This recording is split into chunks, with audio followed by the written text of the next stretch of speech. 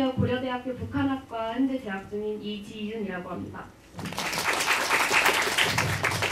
안녕하세요. 저는 동국대학교 정치학과 재학 중이고요. 북한민주화네트워크에서 통일서포터즈 통일의교 팀장하고 있는 홍선영입니다. 지금은 서강대학교를 졸업하고 북한인권시민연합이라는 곳에서 교육훈련팀 간사로 일하고 있습니다. 제가 아직 30은 넘지를 않아서 20대라는 의미에서 청년에 끼지 않을까라는 생각을 감히 하고요. 또 오늘 여러분에게 의미 있는 시간, 또 저에게도 의미 있는 시간이 되었으면 좋겠습니다. 와주셔서 감사합니다. 네, 여러분 안녕하세요. 저는 김필주라고 하고요. 지금 소속은 남북북행이라고 비영리 단체예요. 그래서 거기서 홍보팀장을 맡고 있고 나이는 밝혀야 되나요? 네, 29이고요. 대한민국에는 2006년도에 와서 올해로 만 8년에 접어들었습니다. 네, 여러분 오늘 만나서 반갑고요. 좀 힘드셨겠지만 좀 재미있는 시간 보내보도록 해봐요. 우리 반갑습니다. 네, 그러면 간단한 질문부터 시작하겠습니다.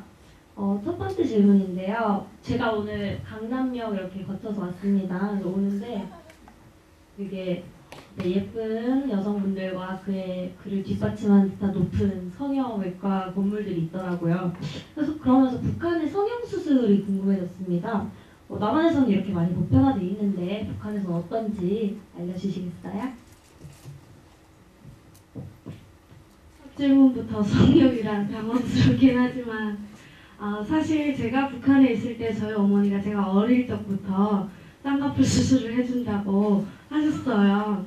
그게 이제 1980년대 그리고 1990년대 그때도 성형이라는 개념을 가지고 있다기보다는 눈이 작은 애들은 찢어야 된다라는 개념을 가지고 있었던 것 같아요. 그래서 성형외과 뭐 이런 게 있었던 게 아니라 그냥 이제 수술할 수 있는 병원에 가서 칼로 째기고 붙이면 그게 쌍꺼풀 수술이었어요. 근데 저는 그때 하지는 못했었는데 지금은 이제 쌍꺼풀 수술은 정말 보편화되어 있다고 해요. 그리고 이제 이거를 시술이라고 해야 되나요? 눈썹 찍는 거. 근데 이제 북한은 그런 의학이라든가 이런 게 잘 되어 있지 않다 보니까 쌍꺼풀 수술할 때 심지어 마취 같은 거 하지도 않고 생으로 그냥 칼로 잘라서 붙이고, 제 친구는 부작용이 왔는데 겨울에 가서 했대요. 근데 그거를 한 다음에 아픈 것도 둘째치고 한겨울에 하다 보니까 이게 얼어서 동상을 입어서 이게 회복이 잘 안 돼가지고 상태가 안 좋은 건 경우도 있는데 어떻게 보면 한국이든 북한이든 미에 대한 여성들의 그런 갈구함은 비슷한 것 같아요. 근데 시술이 낙후하다 보니까 그런 것들이 부작용이 좀 한국보다 많지 않나 생각이 듭니다.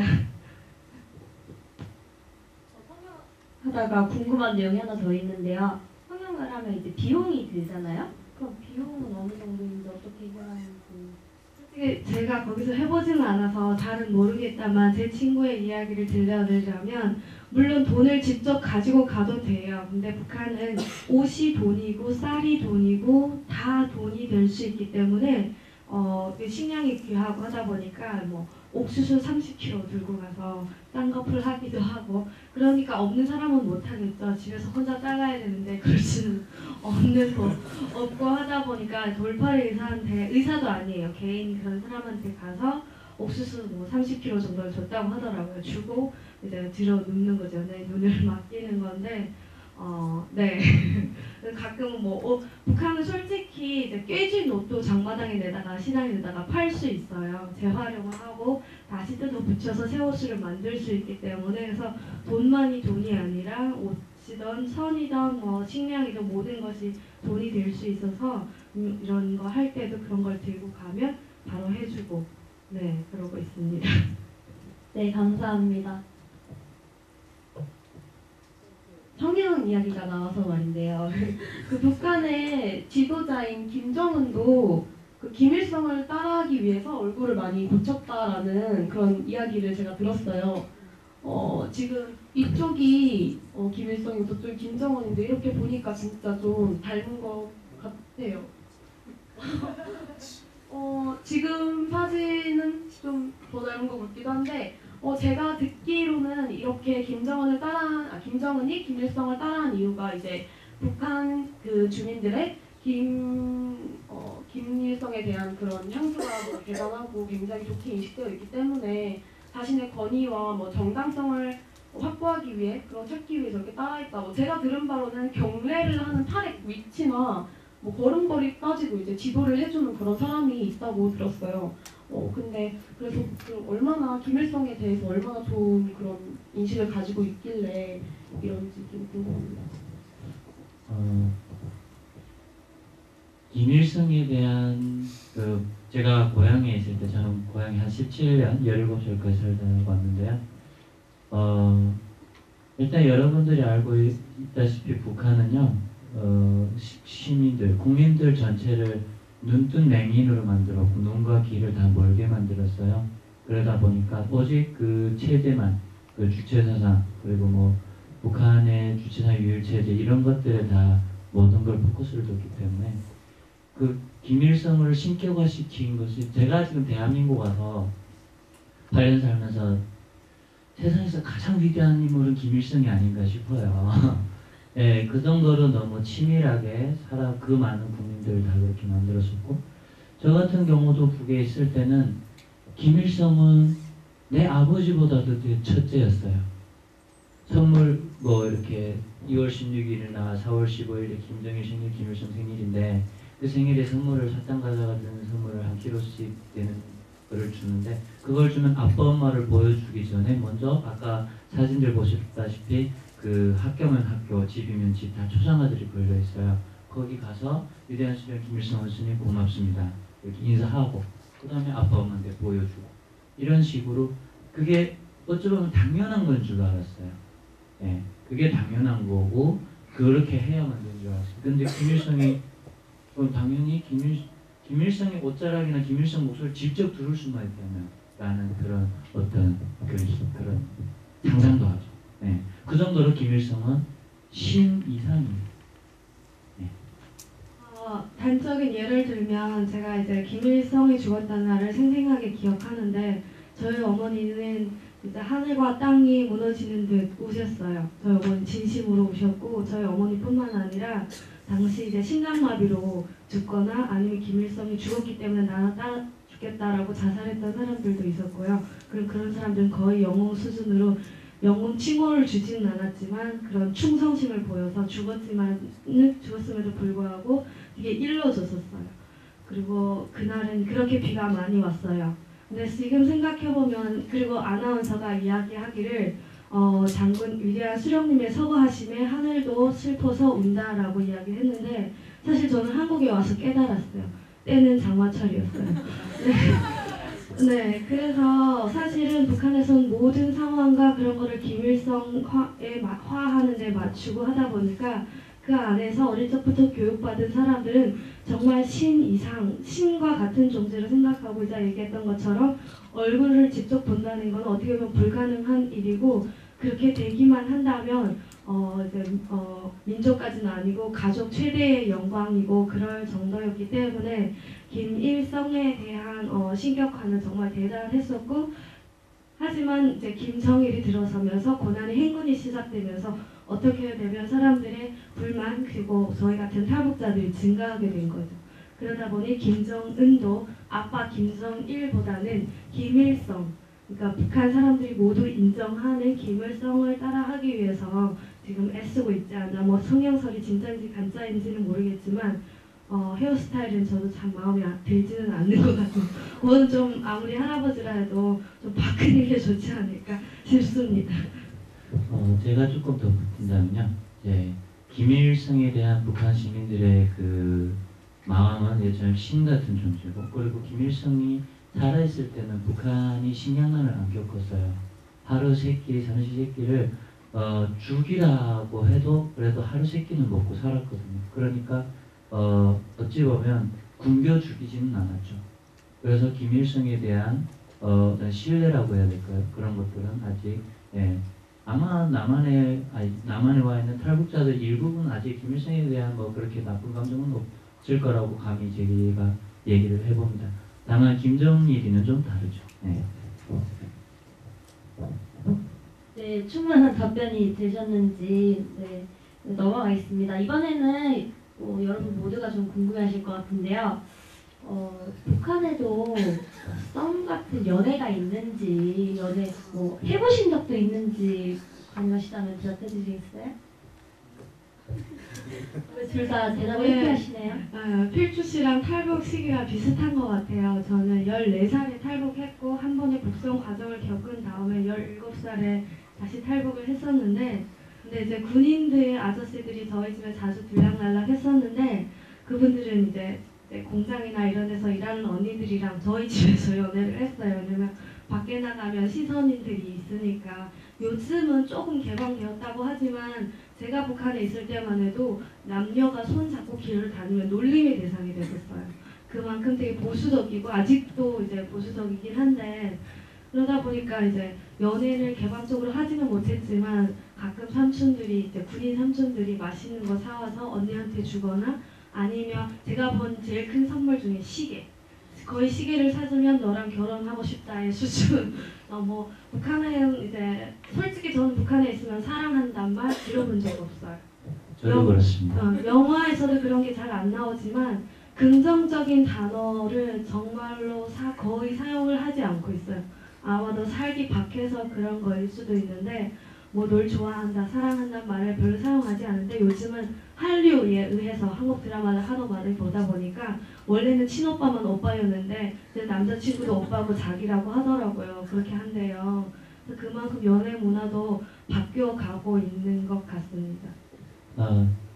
이제 은주 씨는 고향이 부산이죠?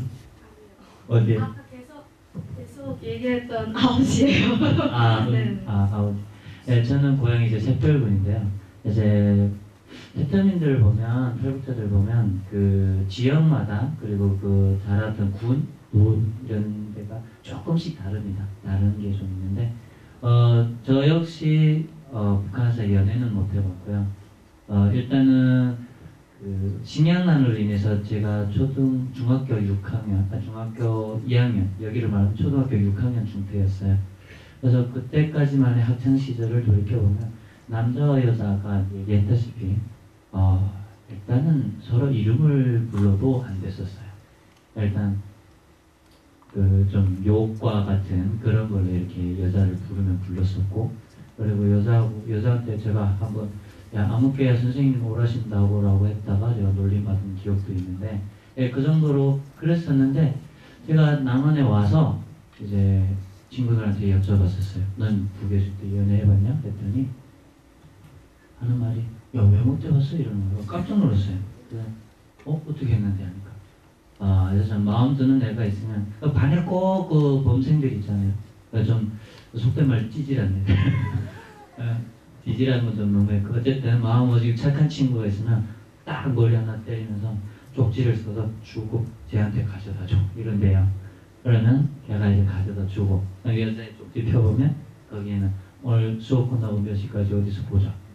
네, 이런 식으로 그러니까 사람들 시선을 피해서 연애를 했다고 하더라고요. 네, 저는 못 해봤습니다.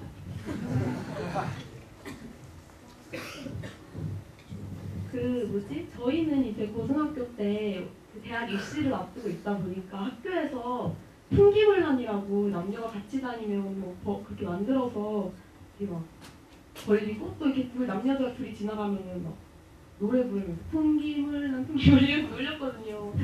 그래서 북한에서도 그렇게 놀리고 그러는구나. 재밌네요. 이러니까. 저 이제 다음 질문 드리고 싶은데, 다음 질문은 이제 북한의 학교 생활에 대해서 좀 질문을 드리고 싶어요. 이어서 연장선상에서 이제 앞서 말씀드렸다시피 우리나라에서는 이제 좋은 대학교에 가기 위해서 초등학교 때부터 중학교, 고등학교까지 학원을 땡땡이를 많이 돌리잖아요. 어렸을 때부터. 혹시 북한에서도 뭐 학원이나 이렇게 사교육 같은 열풍이 있는지, 그리고 현재 뭐 왕따 이런 걸로 인해서 많은 문제가 되고 있는데, 그런 것도 북한에 뭐 문제가 되고 있는지 좀 궁금해요.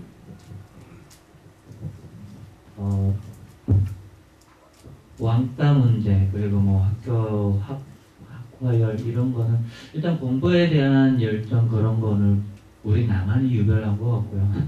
네, 제가 봤을 때는 남한이 그 학교생활에 대한 그거는 너무 아주 강한 것 같고, 학교에서 왕따 문제 뭐 이런 따돌림 이런 거는 북한도 마찬가지입니다. 있는 곳도 있고 없는 곳도 있는데 그래도 반에 꼭 한 번씩 한 명 정도는 있지 않나 싶고요. 똑같은 것 같아요. 학교 생활에 있어서 그냥 체제만 다를 뿐이지 남과 북이 학교 생활에서 공부하고 친구들과 뛰어놀고 이제처럼 나는 남만이 안 그런 줄 알았는데 남녀가 같이 다니면 풍기물 나라고 이렇게 했다면 뭐 북한이나 남한이나 별 차이 없다고 생각을 합니다. 그래서 그 학부 열에 있어서는 거기는 의무 교육이고 그리고 공부 시간이 그렇게 많지 않아요. 배고파 죽겠는데 학교에서 뭐해요? 나가서 먹고 살기 위해서 달려다녀야 되고 대부분은 이제 아빠 엄마가 농장일 직장일 하다 보면 자식들이 나가서 생계 유지하기 위해서 뛰어다니는 경우가 많아요. 그러다 보니까 공부열 그거는 이제 환경 때문에 그렇지 않은. 그러니까 북한을 이야기하자면 항상 두 부류로 나눠서 이야기해야 되는 것 같아요. 그러니까 학구열 같은 경우도 그런 집단이 있고 그렇지 못한 집단이 있고 그렇지 않은 게 아니라 그렇지 못하는 집단이 있는데 이제 얘기하신 것처럼 생계를 이어가기에 급한 집안에서는 학생들도 저도 그렇지만 7, 8살부터 그냥 생계에 뛰어들어요. 학업이 우선이 아니라 먹고 사는 게 급하기 때문에. 그래서 흔히들 아이들이 아이들이 그 아동 시기를 잃었다고 얘기하는데 아이가 되어 본 적이 없는 거예요. 아이일 때부터 어른인 것처럼 생계를 이어가고 자기 먹고 자기가 벌어야 되는 삶을 살았기 때문에 아이의 길을 잃어버린 아이들이 많은데 그 반면에 잘 사는 집 친구들, 그러니까 흔히 말하는 고위 간부들, 당간부들 자식들은 학구열이 그렇게 높다고 해요. 그리고 1대1 가외도 받고 옛날에는 이제 북한에서 러시아어나 영어 중에 외래어를 선택을 해야 됐어요. 근데 대개는 러시아어를 많이 선택했는데 지금은 대부분 영어를 선택한대요. 러시아어는 쓸모없다라는 인식을 가지고 있고 한국 드라마뿐만 아니라 미드도 이제 북한 내에서 유행을 하면서 그걸 보기 위해서라도 영어를 선택하고요. 심지어 김일성, 김정일, 그러니까 김패밀, 김씨 일가에 대한 교육 자체도 사실은 국어, 수학 그 어느 과목보다도 최고인데 일반 학교에서는 그 교육 시스템이 무너져서 배우지 못하고 진짜 잘 사는 집 친구들 그리고 고위 간부 평양에 있는 친구들은 이게 필요 없어서 부모들 자체가 그거에 대한 교육을 별로 안 시킨대요. 학교에서 수업이 있음에도 불구하고. 그래서 차라리 남는 시간에 피아노를 배우고 여기처럼 영어를 배우고 이러면 이러지 김씨 일가의 혁명 역사나 어린 시절에 대해서 더 이상 시간과 노력을 들이지 않는다고 하더라고요. 그래서 많은 차이 신분에 따라서 차이 있고 환경에 따라서 차이가 있는데 분명히 학구열이 높은 부류가 있는 반면에 그럴 수 없는 부류도 있는 것 같습니다. 네, 저 학교생활 얘기하면서 계속 학업적인 측면 얘기는 잘 들었고요. 학업적인 측면은 이제 다른 학교 일상생활 모습에 대해 궁금한 점이 생겼는데요. 제가 대학에서 북한 인권 침해 사례에 대해 조사하다가 생활총화라는 거에 대해 알게 되었어요. 그러니까 이게 여러분 생활총화 아세요? 이게 어떤 집단이 있으면은 한 특정 대상을 정해서 그 사람의 잘못을 꼬집어내고 자아 비판이라고 자기가 잘못한 거에 대해서 모두가 보는 앞에서 그렇게 비판을 해야 되는 거예요. 이게 어떻게 보면 굉장히 인권 침해의 사례거든요. 이런 게 학교에서 하게 되면 왕따의 문제도 생겨난다고 해요. 이런 생활총화 어떻게 겪어보셨는지 또 이게 어떤 왕따 문제와 연결이 되는 건지 알고 싶습니다.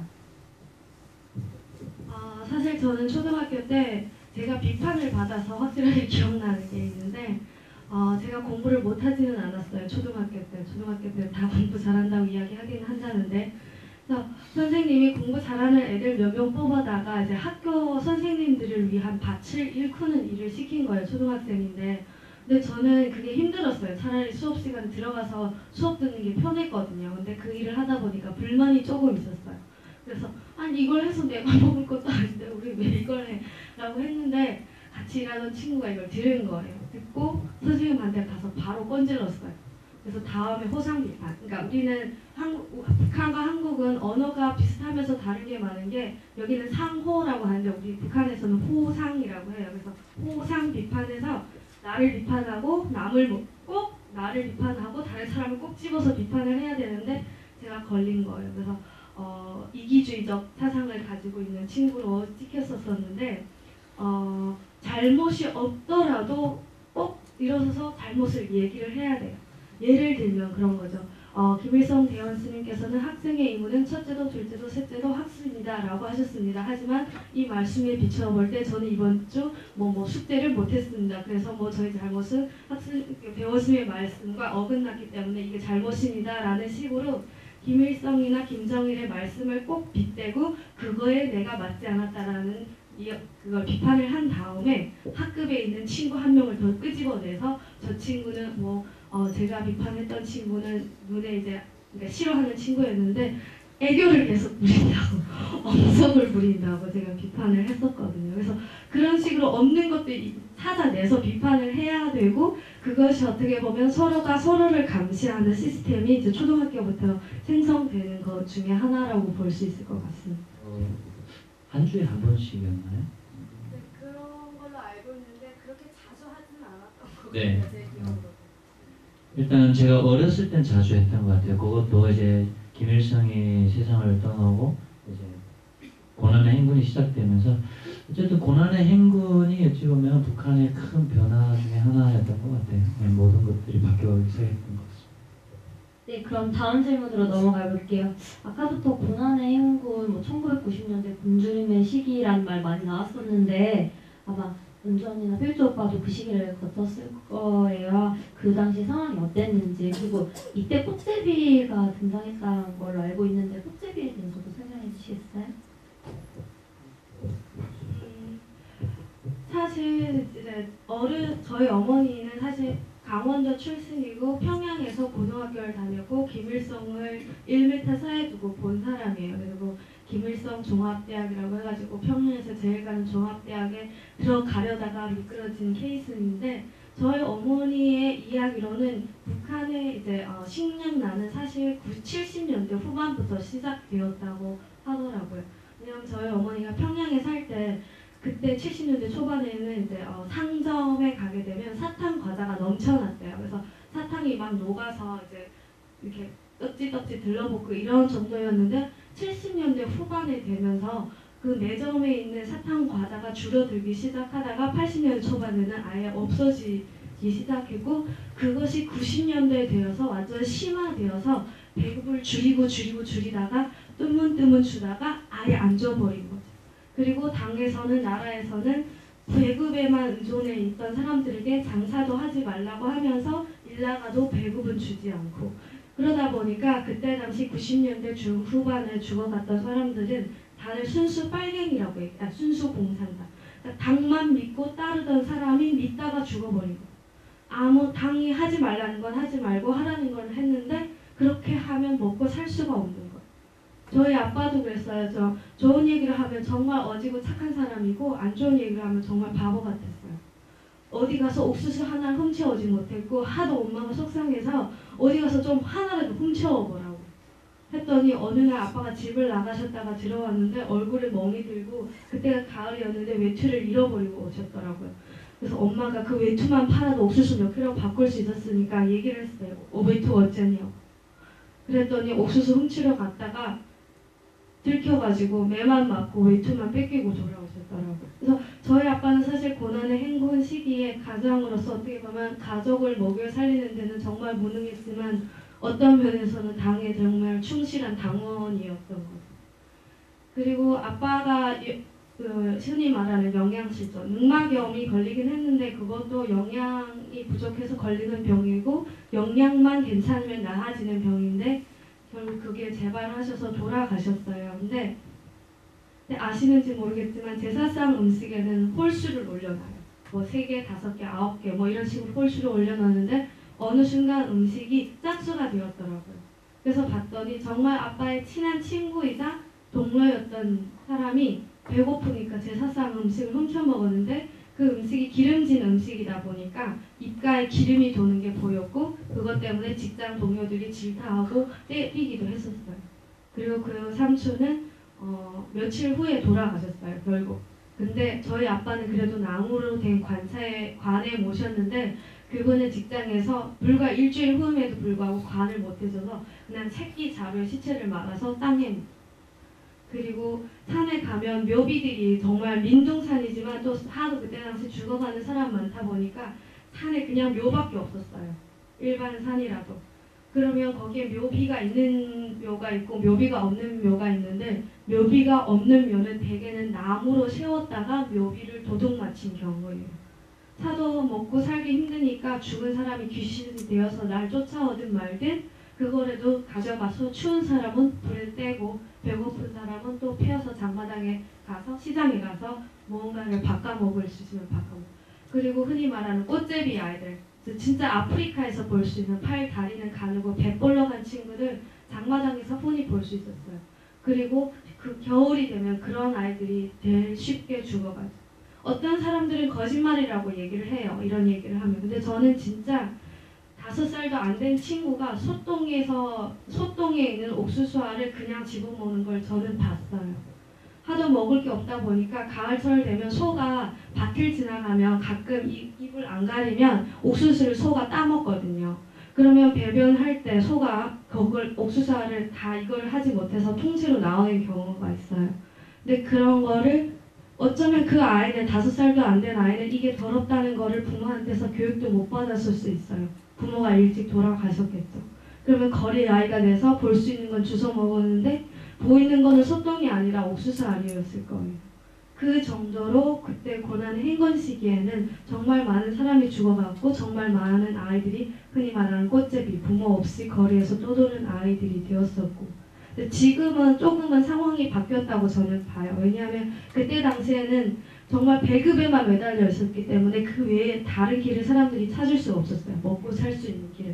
하지만 지금은 많은 사람 죽어갈 사람은 다 죽어가고 살아남은 사람들은 장사를 하든 뭘 하든 먹고 살 수 있는 길을 그들이 나름대로 터득을 해서 뭐 북한에 절대적으로 뭐 식량이 많다 늘어났다라는 개념보다도 중국이나 이런 걸 통해서 살 수 있는 방법을 터득했다라고 볼 수 있고 그럼으로 인해서 아마 아사자나 꽃제비 아이들이 좀 줄어들지 않았을까 하고 생각해 봅니다. 충분히 지금 김은주 씨가 다 얘기하셨지만 제가 꽃제비 출신이에요. 그래서 거기에 잠깐 좀 더 붙이면 저는 여러분들이 알고 있는 꽃제비는 어떤 사람인지 혹시 아시나요? 꽃제비가 왜 꽃제비일까요?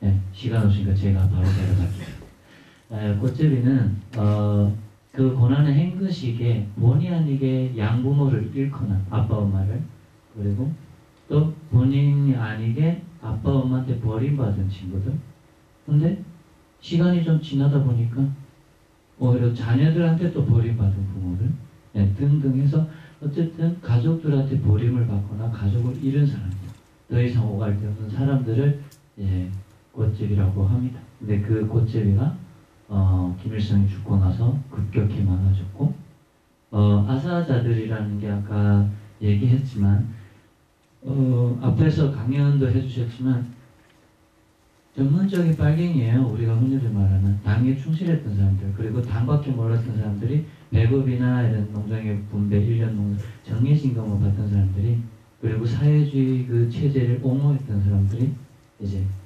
당한 거죠. 그래서 살아남은 사람이 어떤 사람들이냐? 그래도 자기 인간의 본능에 충실한 거죠. 그래 사회주의 체제도 좋고 다 좋은데 일단 살자. 일단 살아남자. 이래서 살아남은 사람들이라고 저는 생각을 하고요. 그때 또 공개 처형도 왔었고 그때 나이가 12살이었습니다. 네, 그리고 내 바로 옆에서 저보다 2살 어린 여자친구가 아니지 여동생 그러니까 그 꽃제비 고소에서 알게 된 여동생이 내 바로 옆에서 앉아서 죽었어요. 굶어서. 근데 여러분들 사람이 죽을 때요 파리들이 먼저 알아봅니다. 그 사람이 죽을지 안 죽을지. 여름이었는데 그 친구의 몸에 구멍이라고 생기는 데는 파리들이 다 앉았었어요. 콧구멍, 입, 귓구멍, 눈, 네, 그런 식으로. 그래서 나는 그 친구가 파리가 너무 끓으니까 좀 이렇게 그 상황에서는 더럽다고 생각하고 다리를 피했었어요. 근데 그 친구가 나보고 오빠 나 지금 많이 힘들다고 그럼 좀 쉬라고 그리고 다리를 피했었는데 알고 보니까 1시간 후에 그 친구가 죽었더라고요. 네, 그런 식으로 이제 꽃제비들은 네, 이렇게 말라서 죽습니다.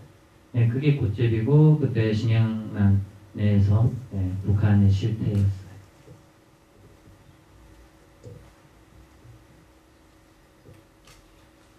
지금 너무 무거운 분위기가 돼서 근데 계속 듣고 있으면 하루빨리 이게 통일이 되어서 그러한 일들이 안 생겼으면 좋겠다는 생각이 자꾸 들어요. 근데 이거 가면 그러니까 맨 처음에 페이스북하고 거기에 질문을 많이 올리는 사람한테는 뭐 질문한 그 칭호를 주고 그리고 포장의 상품을 주고 또 좋아요를 많이 누른 사람한테도 좋아요 왕이라고 뭐 상품을 준다고 했는데 혹시 질문이 조금 올라왔나요 페이스북에?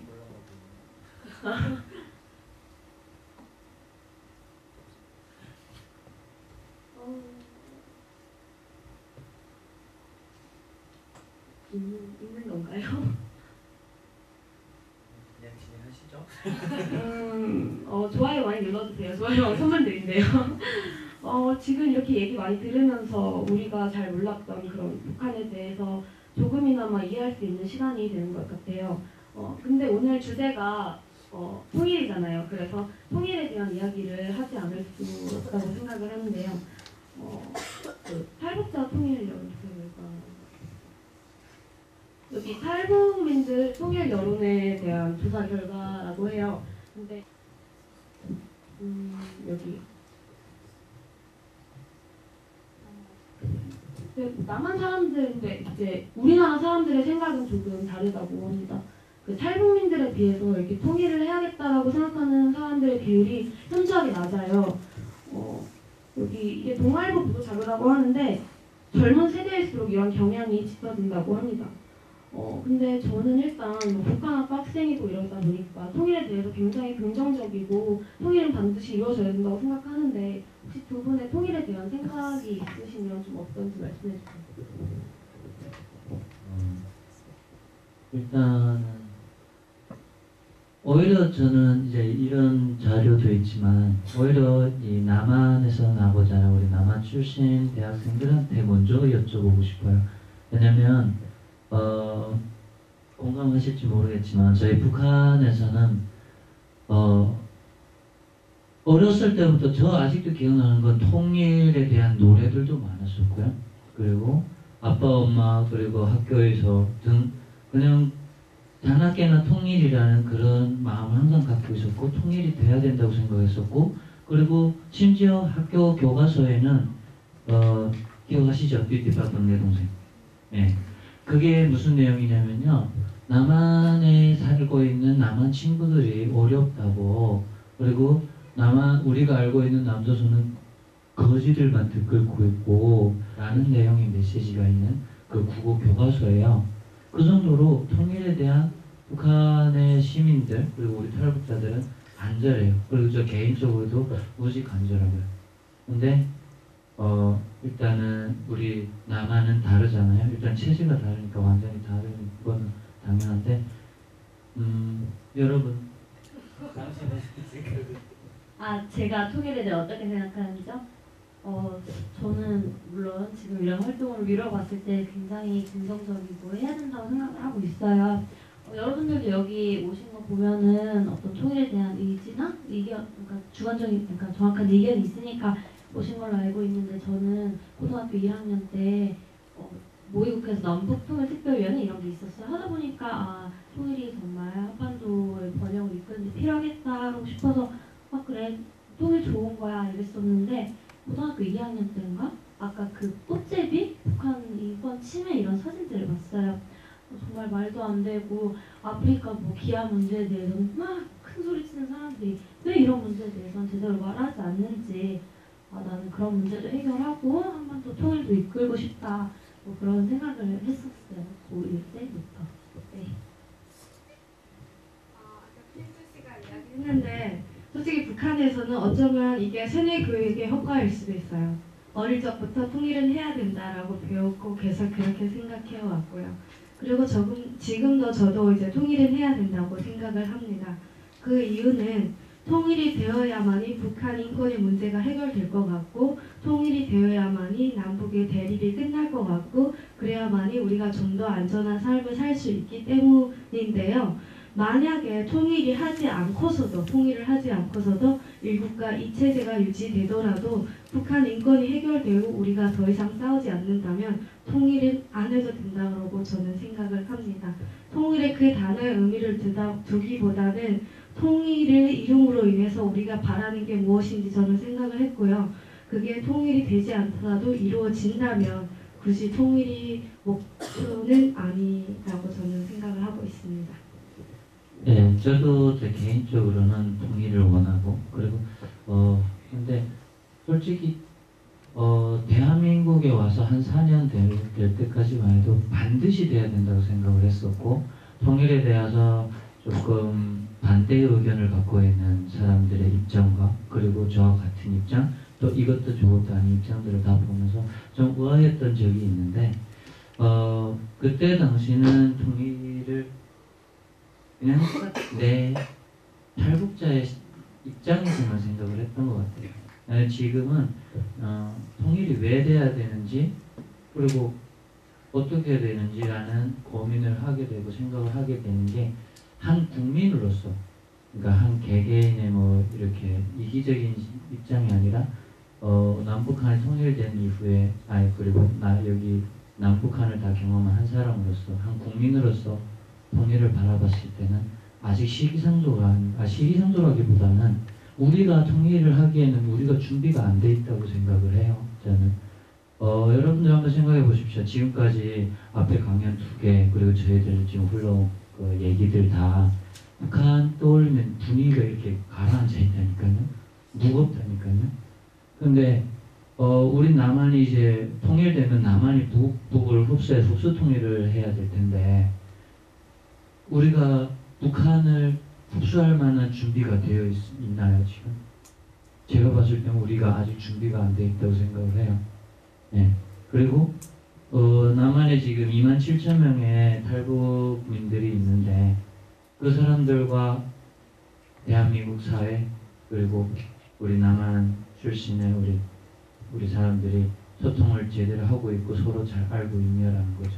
서로 여기 지금 있는데도 불구하고 못 만나고 뭐 이렇게 하는데 하물며 우리는 그래도 중국이나 제3국을 거치면서 그 과정에서 남한을 배우고 다 공부를 했고 심지어 8년 가까이 저는 또 살았고 이런 사람들도 있는데 날 모르는 사람들도 많고 한데 북한에서 이제 흡수통일에서 와 내려오면 거기 꽃제비들이랑 소매치기들을 어떻게 당할 거예요? 네, 그러니까 저희가 진짜 사소한 것부터 하나까지 준비해야 될 게 너무 많은데 우리가 준비된 게 없다고 생각을 하면 통일은 지금 돼서는 안 된다고 생각을 합니다. 네. 얘기 정말 잘 들었는데요. 그러면 만약에 통일이 되면 가장 뭘 먼저 하고 싶으세요? 일단 저는 예술 쪽에서도 관심이 많아서 같이 노래도 불러보고 싶고 개성의 왕만두가 되게 유명하다고 들었어요. 아니 개성에 왕만두가 없대요. 대선 사람이 그러는데 아마 개성 출신 분이 여기 와서 왕만두를 개발하지 않으셨을까 생각이 드네요. 근데 진짜 개성에서 온 분은 개성은 음식을 작게 만든대요. 그리고 이쁘게 만들고 그쪽 사람들이 성향이 그렇대요. 그래서 하나 먹으면 쏙쏙 들어게 만들지 이렇게 왕만두를 만들지 않는데 성격상 그리고 그런 것도 본 적이 없고 해서 개성 왕만두는 개성분이 내려와서 개발한 왕만두가 아닐까라고 저희가 웃으면서 추측을 해봤었습니다. 북한에 가면 하고 싶은 일 리스트를 하나 지워야겠어요. 개성 왕만두 유명하다 그래가지고 저는 계속 기대했거든요. 그래서 저는 그런 쪽에 관심이 많은데 혹시 통일이 되면 가장 뭘 먼저 하고 싶으세요? 저는 가족들 만나고 탈북할 때 인사 제대로 못했던 친구들 만나고 싶고 제가 나서 자랐던 그 산골짜기 그 집에서 하룻밤 자면서 친구들하고 좀 놀고 싶습니다. 아마 고향을 떠나온 사람이라서 그런 것 같긴 한데 사람을 그리워하는 것 같아요. 그때 그 향수, 그때 그 기억 떠올리고 싶어하고 그때 그 사람을 만나고 싶어하는 것 같은데 저도 그런 것 같아요. 저도 그런 것 같고 그리고 가끔 이제 한국 친구들 만나면 그 초등학교 동창들 모임 이런 게 있더라고요. 근데 저는 사실 한국 친구들 만나면서 제일 부러운 게 그거예요. 저는 여기서 그 아동기를 쉐어할 수 있는, 같이 나눌 수 있는 친구가 없어요. 그건 어쩌면 나만의 기억에 남아있는 거고 그러다 보니까 그런 것들이 제일 아쉽고 저희는 아빠가 이제 돌아가시고 아까 얘기했던 것처럼 나무 묘비를 세워드렸어요. 근데 바로 다음날 도둑 맞췄어요. 그 이후로 아빠 묘비도 세워드리지 못했고 해서 저희 언니도 그렇고 저도 그렇고 북한에 간다면 또 아빠를 찾아뵙는 게 이제 저희가 해야 될 첫 번째 일이고 아마 찾지 못할 거라는 99%의 확신이 있음에도 불구하고 그래야 될 것 같고 저도 이제 함께 어린 시절을 함께 했던 친구들 20몇 년이 흘러서 서로를 못 알아보겠고 어색하겠지만 못내 그 어색한 만남을 기대하게 되는 것 같아요. 우리가 이제 남한에서 나고 자란 여러분들은 이제 언제든지 연락이 되고 만날 수 있고 돈만 좀 내면 뭐 1시간 남짓 달리면 어디든 갈 수 있잖아요. 부산도 요즘에 KTX 몇 시간 안 달려서 끝에서 끝까지 왔다 갔다 하고 그렇게 좋은 환경이 있지만 저희 같은 경우는 정말 너무 그립고 보고 싶고 특히 제가 살던 곳은 겨울이 좋아요. 이제 겨울이 다가오는데 만약에 내일 우리 한반도 통일되면 여러분 같이 가요. 우리 제가 재밌게 놀아드리겠습니다. 저 마지막으로 질문 하나 할게요. 간단하게. 이건 제 개인적인 거기도 하고 여기 앉아 계시는 분들에게 필요한 것이라고 생각해요. 지금 거의 대학생인 걸로 알고 있는데 자기가 다니는 대학교에 분명히 그러니까 북한 입탈 주민들께서 분명히 학교에 재학하고 계시거든요. 그런데도 잘 드러내지 못하고 그런 부분이 있어요. 그러니까 그런 걸 해결하기 위해서 우리 다 대학생이니까 남한 대학생에게 바라는 점이 있다면은 말씀해 주시겠어요? 사실 저는 물론 이 자리에 오신 분들은 아마 북한이라는 것, 통일이라는 걸 어느 정도 이제 자기만의 생각을 가지고 있는 분들이라고 생각을 해요. 그런 면에서 어떻게 보면 정말 긍정적이라고 생각을 하는데 안 오신 분들도 있을 텐데 그런 분들 그리고 지금 여기 앉아있는 분들한테 북한 공부를 저는 적극하라고 해요. 재학 공부처럼. 직업을 구하는 공부만큼은 아니더라도 그 시간의 일부를 북한 공부하는 데 투자를 하라고 하는데 이거는 물론 북한의 인권 개선 이런 것도 다 되겠지만 아주 현실적으로 간다면 여러분 자신을 위해서 공부를 하라고 얘기를 하고 싶어요. 통일 글쎄 모르겠어요. 옛날에도 설문조사하면 15년 내로 통일된다 했고 지금도 조사하면 15년 내로 통일될 것 같다라고 이야기한다고 해요. 하지만 분명한 거는 과거와 지금은 큰 변화가 있다는 거고 과거에는 김일성이 죽었을 때도 사람들은 북한 외 세상을 알 수가 없었어요.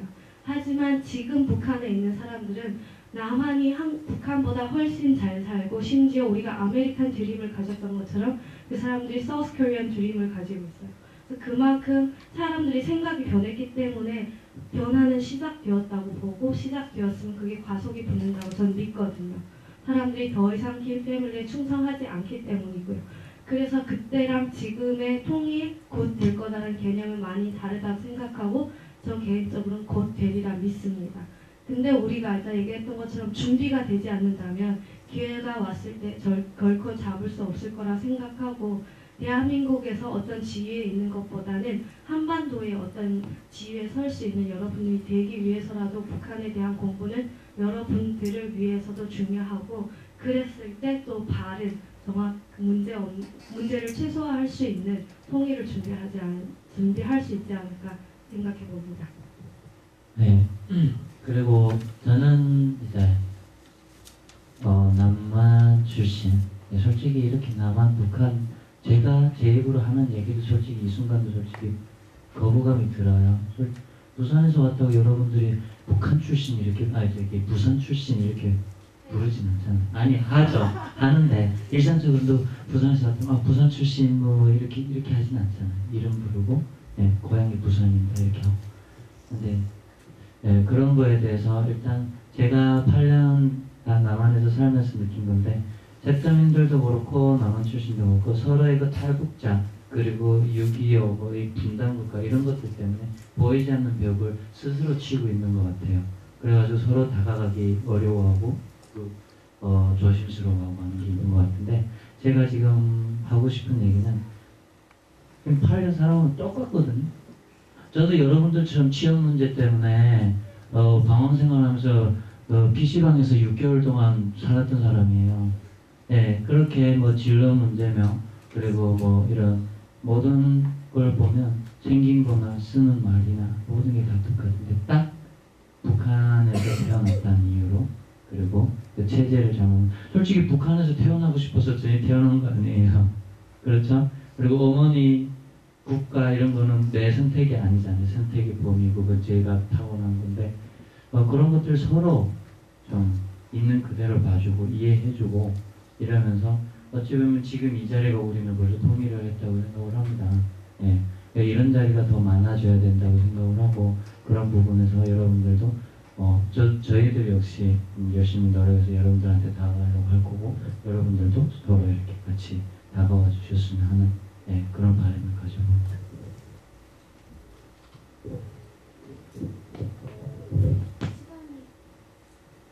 저희 이야기 끝날 시간이 다 돼서 그 통일 대박이라는 말이 있잖아요. 제가 생각하기에도 통일은 정말 대박이 될 거라고 생각해요. 경제적으로나 사회적으로나. 그리고 통일은 새벽처럼 찾아온다는 말처럼 분명한 것은 이제 우리가 통일을 뭐 안 돼! 라고 막아서도 통일 한반도의 시대는 반드시 올 것이라고 생각합니다. 저희가 이제 통일 시대를 이끌어 나갈 대학생으로서 당장 눈앞에 있는 막연한 부담 때문에 통일을 하지 말자 이렇게 하기보다는 더 앞의 상황을 보고 미래를 보면서 우리가 꼭 통일을 이루기 위해 함께 노력해 나가야 하지 않을까 생각합니다. 제가 넘어오던 과정을 얘기를 하면 일단은 저희가 탈북할 때 왜 탈북한다고 생각을 하세요?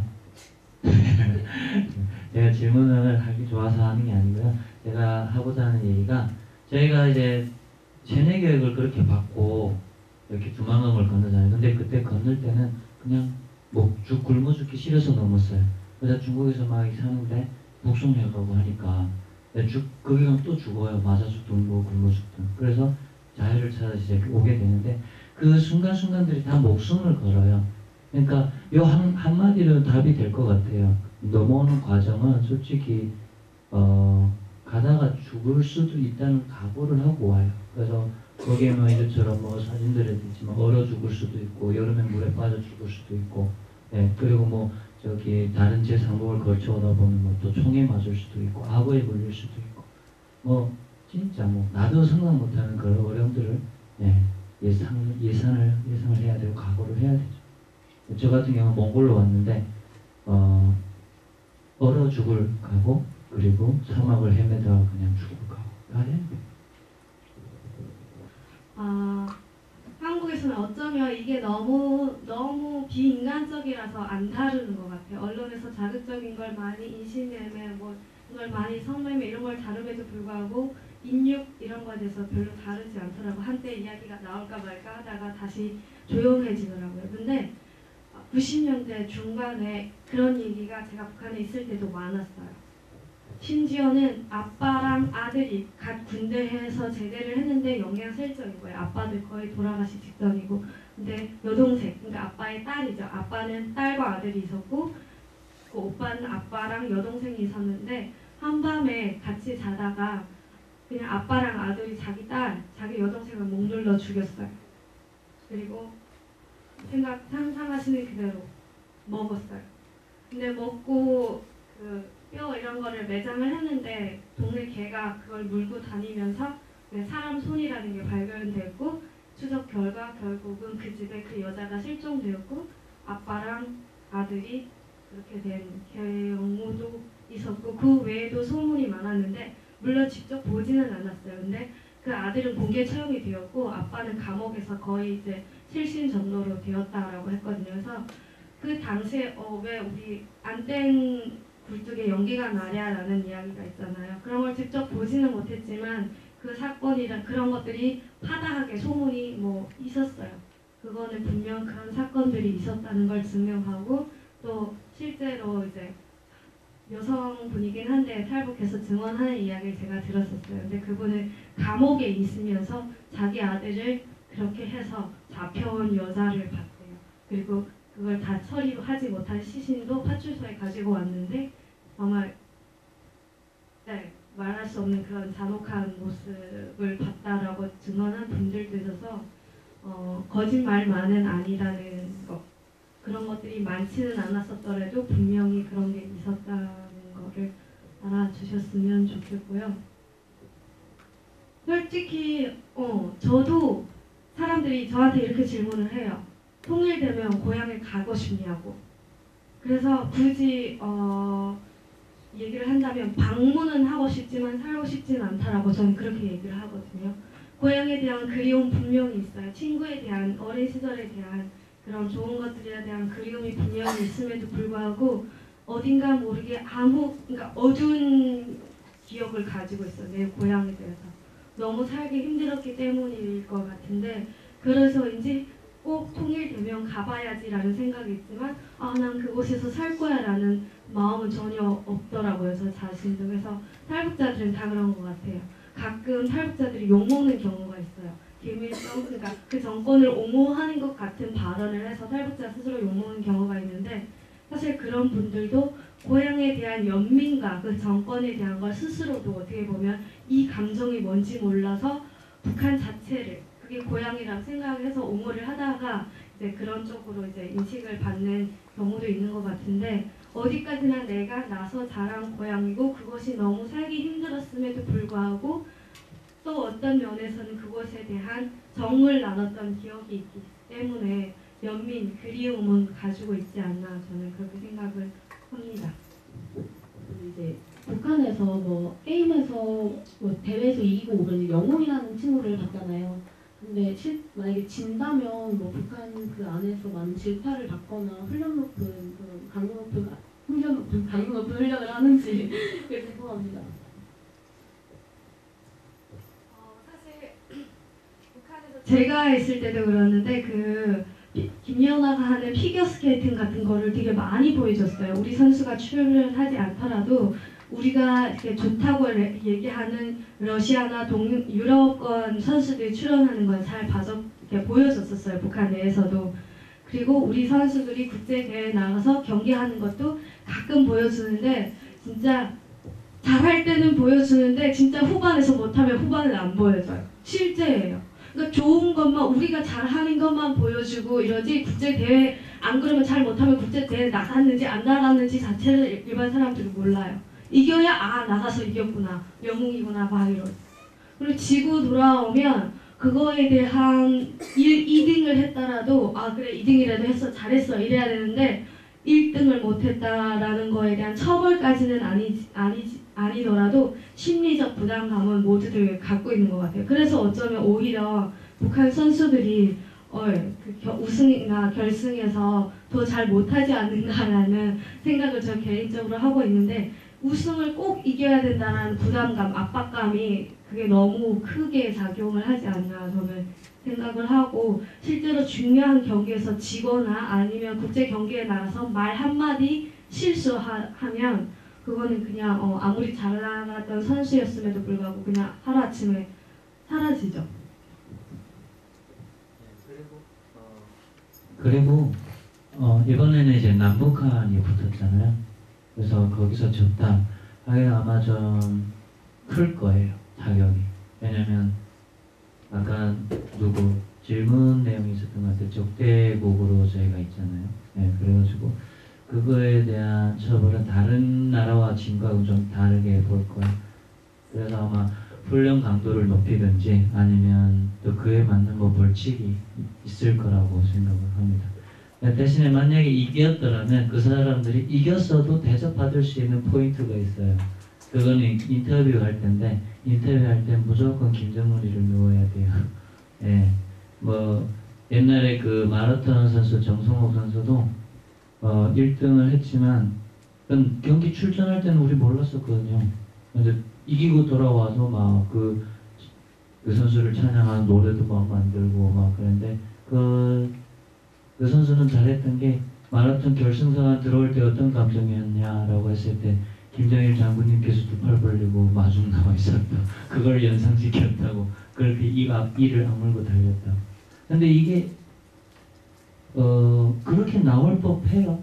저희도 그렇게 있었으면 아마 그거 공감을 했었으니까요, 저는. 네, 그래서 어찌 보면 북한은 그때 당시 저희들은 이제 진짜 눈뜬 맹인이었죠. 사실 공개 처형은 저는 이제 필두씨는 12살 때부터 봤다고 하는데 저는 초등학교 2학년, 그러니까 9살 때부터 공개 처형을 봤어요. 그리고 공개 처형의 장면을 그냥 짧게 얘기한다면 영화에서 총 한 방 맞고 죽는 개념이 아니에요. 총 3번에 나눠서 3발씩 한 사람에게, 경우에 따라 조금 다르긴 하지만 일반적으로는 한 사람에게 9발을 써요. 그리고 이 거리가 좀 꽤 있긴 하지만 그렇게 멀지 않아서 이 총을 한 사람이 9발을 맞으면 그냥 사람 형체가 없어요. 흰색, 빨간색 다 튀어나오고 비린내가, 피비린내가 진동해요. 근데 초등학생 9살, 그게 죽음이 어떻게 보면 뭔지도 모르는 학생들에게 물론 교육 시스템상 뭐 9살부터 공개청을 꼭 봐야 된다라는 거는 없어요. 하지만 수업을 그만두고 선생님들이 학생들을 데리고 공개 처형 장소에 가고 보게끔, 저희 선생님도 저희가 키가 작아서 다리 밑에서는 안 보이니까 다리 위로 데려가서 저희를 보게 했거든요. 그 정도를 어떻게 보면 의무 교육이고 그런 것들이 공포 교육의 일환으로 작용을 하고 있고요. 그래서 처음에 공개 처형할 때는 살인자 같은 좀 극악범을 그래서 처형을 했는데 90년대 중반 후반에 들어오면서 생가범이 많아졌어요. 먹고 살기 힘드니까 훔치고 뭐하고 하는 범죄가 많아졌고 그런 걸 본보기를 보이기 위해서, 그런 사회적 범죄를 줄이기 위해서 그런 사람들도 공개 처형을 했어요. 그런 것들이 비일비재했었고, 근데 지금은 탈북한 가족에 한해서 뭐 공개 처형을 한다거나 하지는 않아요. 그래서 어떻게 보면 만약에 탈북하고 한국에 오거나 중국에 머무르는 탈북자들의 가족 전부에게 어떤 처벌을 가한다 그러면 함경북도는 날아갈 거예요. 다 연결되어 있어요. 아마 그래서 감히 건들지 못하는 것도 있고, 그리고 어떻게 보면 이렇게 나온 사람들을 부정함에도 불구하고 이 사람들이 한국에서 중국에서 엄청난 돈을 북한 내 안으로 보내고 있거든요. 그래서 북한의 암시장은 그걸로 인해서 돌아간다라고 많은 사람들이 이야기를 해요. 그것 때문에 먹고 사는 사람들이 많아지고 편안하게 살고 있고 그나마 덜 탈북하는지도 몰라요. 그러다 보니까 여러 가지 측면에서 가족까지 처벌은 안 하는데 어떤 경우가 있냐면 제 친구가 이제 탈북해서 한국에 와 있고 오빠랑 아빠랑 이제 가족이 이제 북한에 있는데 오빠가 대학교를 나오고 이제 당 간부 이런 걸 하기 위해서 이제 나라에 그런 걸, 그러니까 우리로 말하면 사법고시 뭐 이런 것처럼 그런 개념은 없긴 한데 그런 걸 하려고 제출을 했는데 빠꾸 맞았대요. 이유는 너 동생이 한국에 가 있다라고 얘기를 했대요. 그래서 신분의 상승은 거기서 끝난 거예요. 그러니까 어떻게 보면 알고 있을 만큼 알고 있다고 해요. 또 탈북자들의 정보가 참 아쉽지만 참 안타깝지만 그렇게 잘 보호되고 있지는 않는 것 같아요. 그래서 북한 정부나 뭐 어디에서도 쉽게 접근할 수 있는 것 같은 것들이 되게 안타깝긴 한데 알고 있을 만큼은 알고 있대요, 북한 정권도. 근데 그 숫자가 어마어마하고 또 그런 사람들로 인해서 어느 정도 이익도 보고 있는 면이 있기 때문에 터치를 그렇게 심하게 하지 않는다라고 하더라고요. 또 그런 것 같고요. 네, 답변 잘 들었습니다. 저 지금 시간이 많이 지나서 답변 못해드린 건 페이스북 댓글로 다는 걸로 하고요. 저희 남북 청년 토크쇼는 여기서 그만 마치도록 하겠습니다. 감사합니다.